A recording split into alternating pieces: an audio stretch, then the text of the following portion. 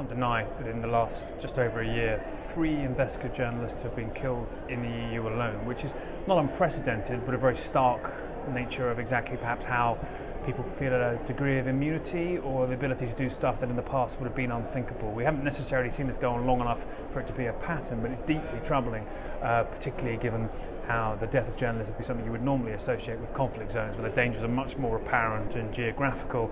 Here it appears that if you're digging into corruption, particularly at a government level or a widespread level, that if you look at these 3 terrifying cases as a whole, people are potentially more vulnerable than they were a decade ago. I don't think people are leaving the profession bizarrely, despite the terrible hours and low pay and everything. This remains very attractive to people, I think partially because it's in a profession where you get to see the results of your work and where your objective is not profit and loss, it's the truth and trying to influence society through finding out what really happened to it.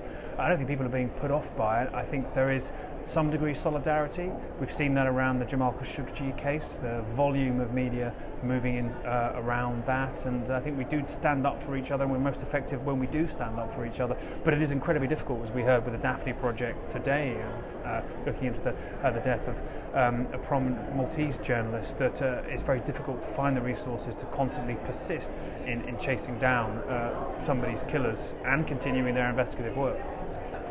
I think often just keep a bit of a low profile if you can. Don't push it. You can't tell a story if you're not alive.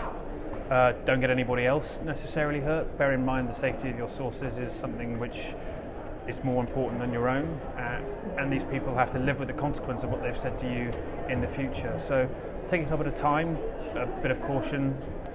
Water's still the same. I think I've seen there are a lot more journalists there, some freelancers, some working for smaller outlets. The field is a lot more crowded than perhaps it was 10, 15 years ago. There are a lot more people on the front lines.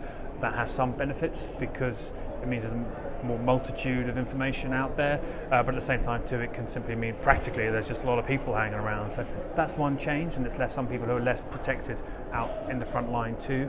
I think also now, given the ubiquity of cell phones, of internet access, of cell phone coverage, it's very possible that people you're reporting about learn about your report as you're still with them, if you're tweeting, if you're part of this 24-hour grind of social media culture. So that has some impact as well. Certainly I've sort of seen that in eastern Ukraine, that people are able to see what you reported on pretty much the day after in which you did it, and that can have a new impact.